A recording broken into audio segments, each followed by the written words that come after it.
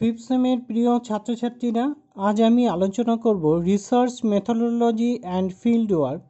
এই পেপারটির অন্তর্গত unit 1-এর research methodology এর অন্তর্গত research in geography, meaning, types and significance এই টপিকটি নিয়ে।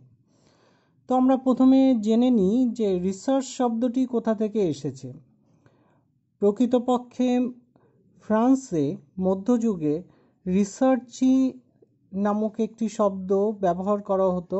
এই শব্দটির অর্থ ছিল টু গো অ্যাবাউট সিকিং, অর্থাৎ কোনো কিছু অনুসন্ধান করতে যাওয়া। এই শব্দটি থেকে অনেকে অনুমান করেন যে রিসার্চ শব্দটি এসেছে। আবার অনেকেই বলেন যে প্রাচীনকালে ফ্রান্সে রিসার্চিয়ার শব্দটি ব্যবহার করা হতো, যে শব্দটি মূলত দুটি শব্দের সমন্বয়ে তৈরি হয়েছে। একটি হলো রি আর একটি হলো সার্চিয়ার বা সার্চার। রি অর্থ পুরাতন, পুনরায়, এবং সার্চিয়ার মানে অনুসন্ধান করা, অর্থাৎ পুনরায় কোনো কিছু অনুসন্ধান করাকে রিসার্চ বলে। প্রকৃতপক্ষে 1577 সালের দিকে এই শব্দটি ফ্রান্সে বহুল ব্যবহৃত হতো এবং অনুমান করা হয় যে তার থেকেই রিসার্চ শব্দটির উদ্ভব হয়েছে। এই যে রি মানে পুনরায়, সার্চ মানে অনুসন্ধান করা, এটা থেকে কি বোঝা যায়? ধরা যাক কোনো একটা বিষয় যেটা সম্পর্কে আমাদের ধারণা পূর্বে থেকেই রয়েছে, কিন্তু সেই বিষয়টি সম্পর্কে আমরা পুনরায় অনুসন্ধান করছি আরও বেটার কিছু জানার জন্য, সেটা রিসার্চ হতে পারে। আবার আমাদের কোনো ধারণা নেই, কিন্তু সেই বিষয়টি সম্পর্কে কিছুটা অনুমান রয়েছে, সেটা থেকেও আমরা গবেষণা করতে পারি, সুতরাং সেটাও রিসার্চ হতে পারে। অর্থাৎ ধরা যাক আমরা যদি কোনো ভিন গ্রহের কোনো অধিবাসী আছে কি নেই সেই সম্পর্কে গবেষণা করতে যাই, তাহলে দেখব যে আপাতত এই মুহূর্তে ভিন গ্রহে কোনো অধিবাসী সম্পর্কিত কোনো কিছু আমাদের জানা নেই। তাহলে তাদের আদৌ কোনো অস্তিত্ব আছে কিনা আমরা জানি না। সেক্ষেত্রে কিন্তু আমরা ভিন গ্রহের অধিবাসী এই শব্দটা সম্পর্কে পরিচিত, কেননা কেউ কেউ এই ধরনের ধারণা আমাদেরকে উস্কে দিয়েছেন। তাই ওই বিষয়ে আমি যখন অনুসন্ধান করতে যাচ্ছি সেটা কিন্তু পুনরায় অনুসন্ধানই হচ্ছে, অর্থাৎ বিষয়টি নতুন কিন্তু এই বিষয়ের ধারণাটি নতুন নয়, তাই এটিকে আমরা রিসার্চ বলছি। এবার আমরা দেখি যে বিভিন্ন বিশিষ্ট ব্যক্তিত্ব কিভাবে এর সংজ্ঞা প্রদান করেছেন। মার্কিন যুক্তরাষ্ট্রের বিশিষ্ট সমাজতত্ত্ববিদ আর্ল রবার্ট বেবি বলেছেন, research is a system inquiry to describe, explain, predict and control of observed phenomenon. Research involve inductive and deductive method. তাহলে এটা আমরা এখানে কতগুলো শব্দ পাচ্ছি। এক, ডেসক্রাইব। ডেসক্রাইব বিষয়টা কি?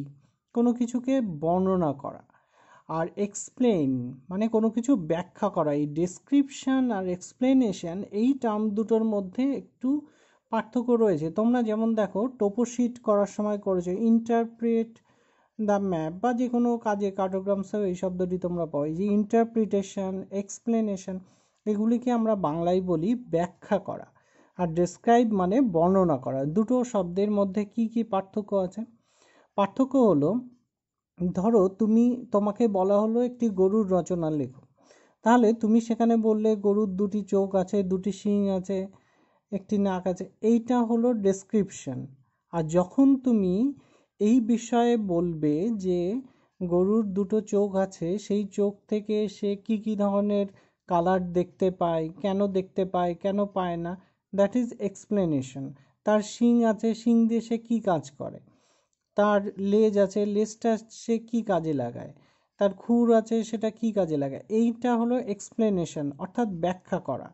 অর্থাৎ শুধুমাত্র বাইরে থেকে দেখা নয়, তার ভেতরের বিষয়বস্তু ব্যাখ্যা করাটাই হচ্ছে এক্সপ্লেনেশন বা ইন্টারপ্রিটেশন।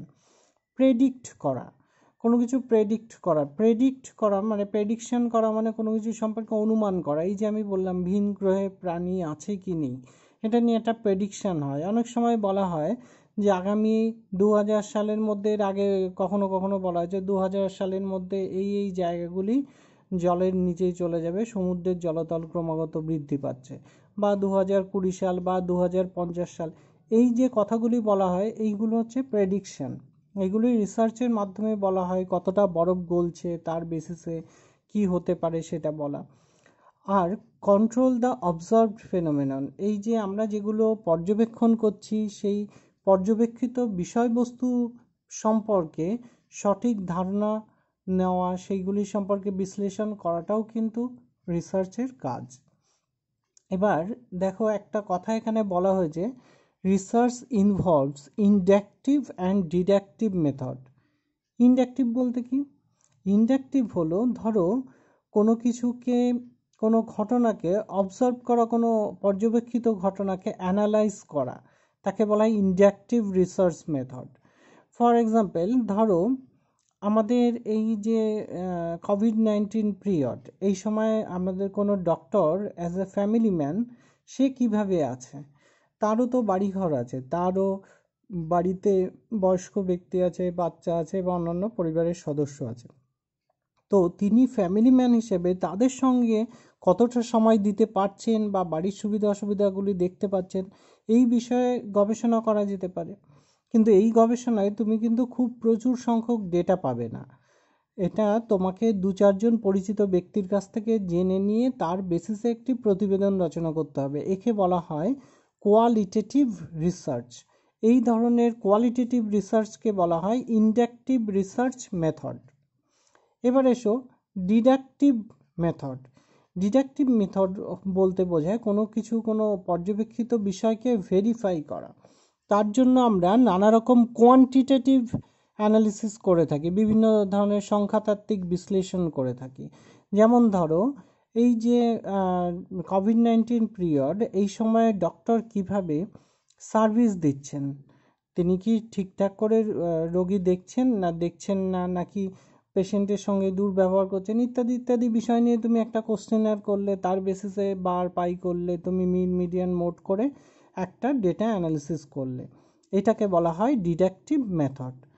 অর্থাৎ কোয়ান্টিটেটিভ রিসার্চ হলো ডিডাকটিভ মেথড এবং কোয়ালিটেটিভ রিসার্চ হলো ইনডাকটিভ রিসার্চ। এবার আমরা দেখব যে আমরা কেন গবেষণা করি, তার কতগুলো উদ্দেশ্য রয়েছে, কতগুলো জিনিস বোঝার জন্য। যেমন, what do organisation or business really want to find out, অর্থাৎ কোনো সংস্থা বা কোনো ব্যবসাকেন্দ্র, সাধারণত গবেষণা শুধুমাত্র শিক্ষা প্রতিষ্ঠান করবে তা নয়, কোনো ব্যবসাকেন্দ্র করতে পারে, কারণ যারা বিভিন্ন প্রোডাক্ট তৈরি করছে, কেন তাদের কোন প্রোডাক্ট করলে কি হবে। ধরো বাজারে তোমরা দেখতে পাচ্ছ বিভিন্ন ধরনের মডেলের মোবাইল, বিভিন্ন মডেলের ল্যাপটপ, তাহলে তোমাদের যেটা রয়েছে সেটা বাদ দিয়ে তুমি আবার একটা নতুন কেনার চেষ্টা করছো, তবেই না মার্কেটটা সচল থাকবে। তো এই জন্য সেই সংস্থাকে, সেই ব্যবসা কেন্দ্রকে গবেষণা করতে হয়। এই জন্য তাদের দেখতে হবে, আগে ঠিক করে নিতে হবে গবেষণা করার উদ্দেশ্যে, সেটা ব্যক্তি হতে পারে, কোনো অর্গানাইজেশন হতে পারে, কোনো ব্যবসা কেন্দ্র হতে পারে। তাদের আগে দেখতে হবে তারা অ্যাকচুয়াল কী দেখতে চায়। আমি ধরো একটা বলতে পারি, কোনো নকিয়া মোবাইল, এটা মোবাইলের জগতে একটা বিশেষ নাম।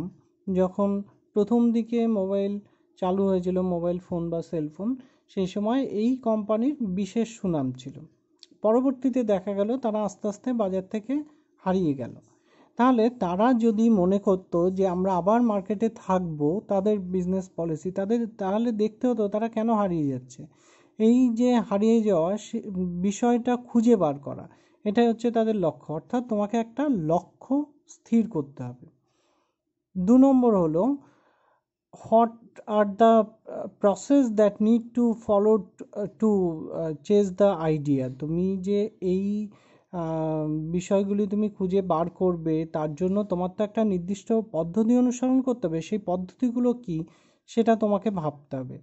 আর 3 নম্বরে, যে তোমার একটা ধারণা তৈরি করার জন্য কিছু সুনির্দিষ্ট যুক্তি প্রয়োজন। সেই যুক্তিগুলি কি কি হতে পারে, কী ধরনের যুক্তি হতে পারে, তার জন্য তুমি কতগুলি হাইপোথিসিস তৈরি করে নিতে পারো, এটা তোমাকে ভাবতে হবে। আর 4র্থ পর্যায়ে তোমাকে দেখতে হবে যে কি কি ধরনের প্রমাণ তোমার সংগ্রহ করা প্রয়োজন তোমার ধারণাটাকে সুপ্রতিষ্ঠিত করার জন্য।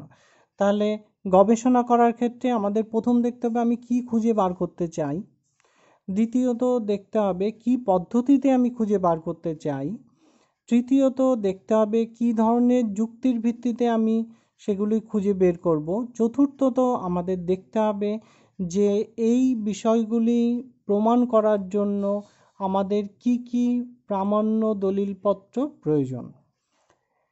এবার আমরা আসব যে এই যে আমরা গবেষণা করছি গবেষণার কি কি বৈশিষ্ট্য রয়েছে সে সম্পর্কে।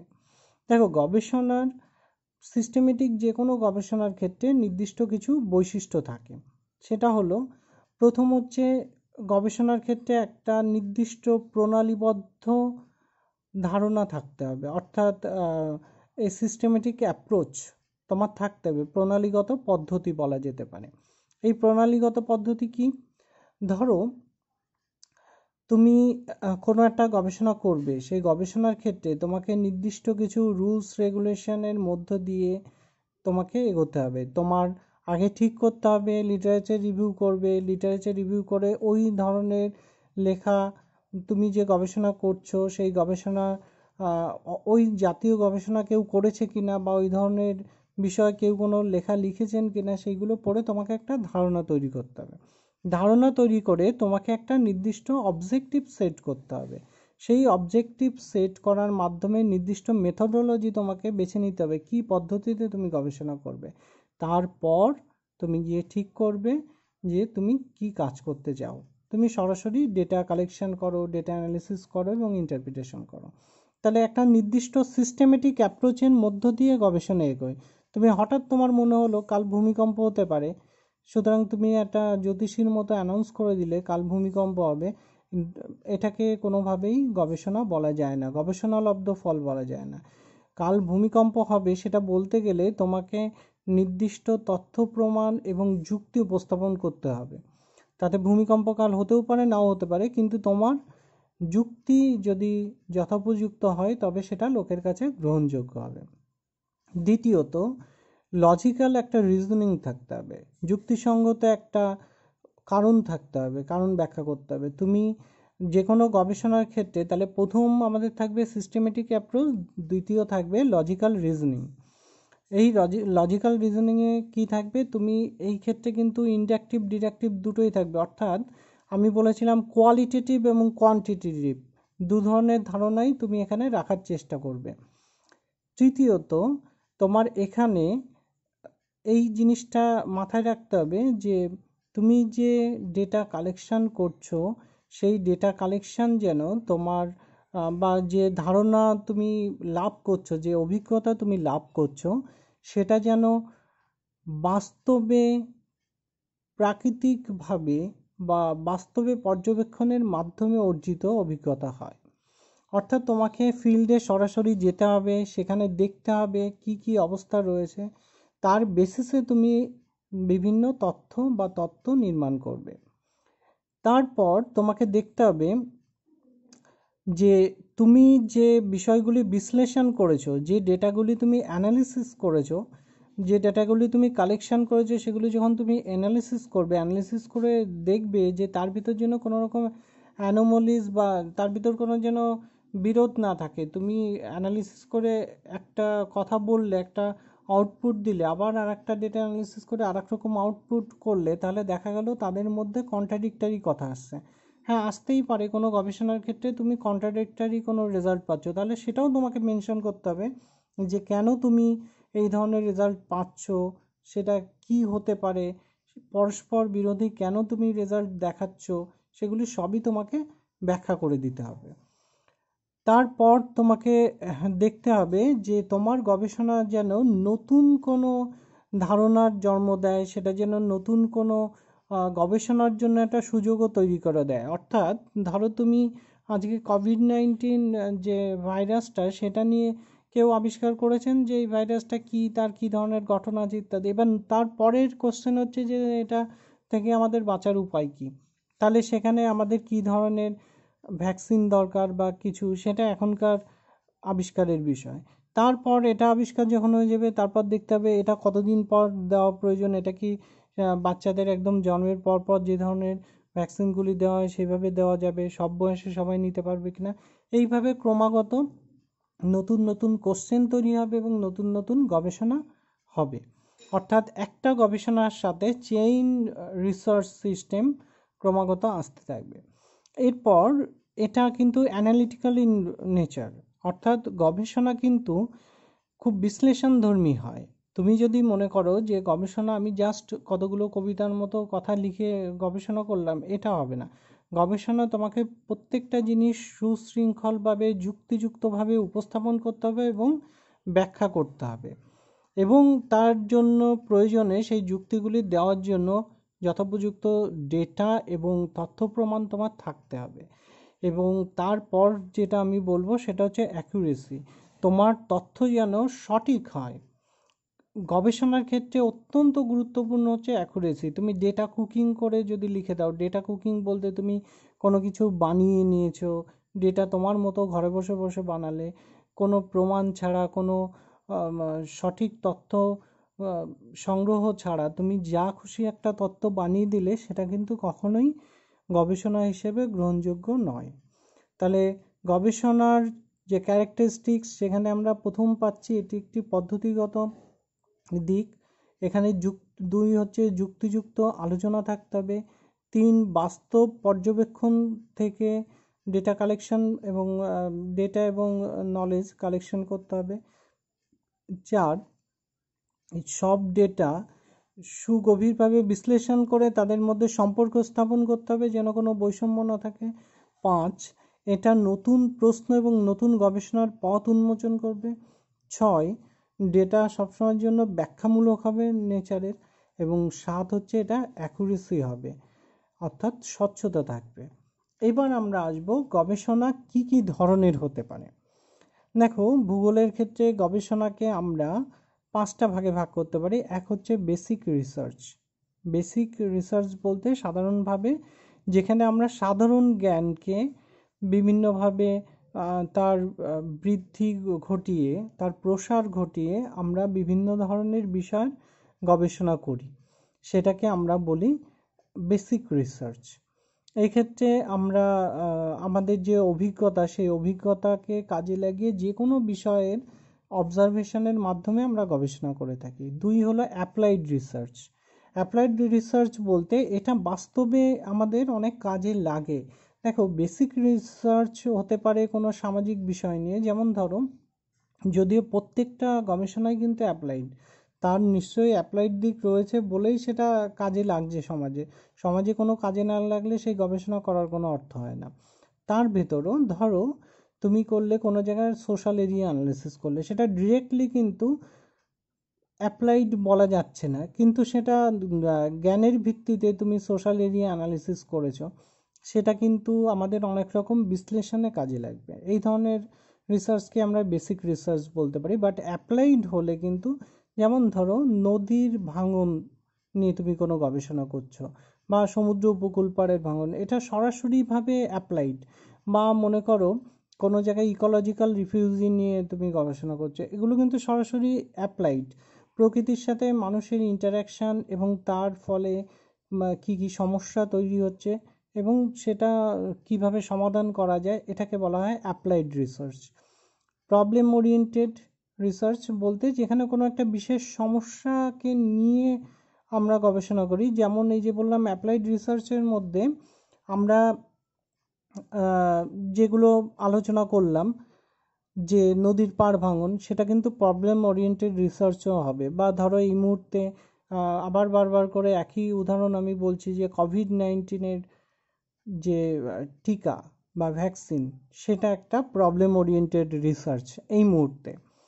এরপর তুমি পরে আসতে পারো প্রবলেম সলভিং রিসার্চ। এই যে প্রবলেমগুলো যে তৈরি হচ্ছে, সেই প্রবলেম কিভাবে সলভ করা যায়, সলভ করার সঠিক পদ্ধতি উপস্থাপন করাটা হলো প্রবলেম সলভিং রিসার্চ। আর প্রবলেম ওরিয়েন্টেড রিসার্চ আর সলভিংয়ের একটা সূক্ষ্ম পার্থক্য আছে। আমি যদিও ভ্যাকসিনের এক্সাম্পলটা বললাম, ভ্যাকসিনটা ধরো আবিষ্কার করা যাচ্ছে না, কেন যাচ্ছে না, কি, সেটা প্রবলেম ওরিয়েন্টেড। আর যখন সেটা সমস্যাগুলি কাটিয়ে কিভাবে সেটা সলভ করা যাবে সেটা নিয়ে যখন গবেষণা হবে সেটা প্রবলেম সলভিং রিসার্চ। আরেকটা হলো কোয়ালিটেটিভ রিসার্চ। এই কোয়ালিটেটিভ হচ্ছে, ধরো তুমি কোনো বয়স্ক লোকদের সামাজিক অবস্থান নিয়ে গবেষণা করতে চাও, তাহলে সেই বয়স্ক লোকটার সামাজিক অবস্থান এখন কী রকম রয়েছে সেটা নিয়ে গবেষণা করলে খুব বেশি স্যাম্পেল তুমি কিন্তু পাবে না। কারণ বয়স্ক লোকের সংখ্যা, ধরো তুমি 70 অ্যাভাব লোকের উপর সার্ভে করতে চাও, সেই রকম সংখ্যা তুমি একটা স্টাডি এরিয়াতে খুব একটা বেশি সংখ্যক পাবে না। এবার যে কজনকে পাবে তাদেরকে তুমি যদি জিজ্ঞাসা করো যে আপনি এখন কেমন আছেন, কিভাবে থাকছেন, কি কি সমস্যা, দেখবে সে তার মন খুলে তার কথাগুলি বলছে। এই যে তার কথাগুলি, তার স্টেটমেন্টগুলি, তার ভিত্তিতে যখন তুমি কোনো গবেষণাপত্র রচনা করবে সেটা কোয়ালিটেটিভ রিসার্চ। এছাড়া ম্যাক্সিমাম সব রিসার্চকে আমরা কোয়ান্টিটেটিভ রিসার্চ হিসেবে উপস্থাপন করতে পারি।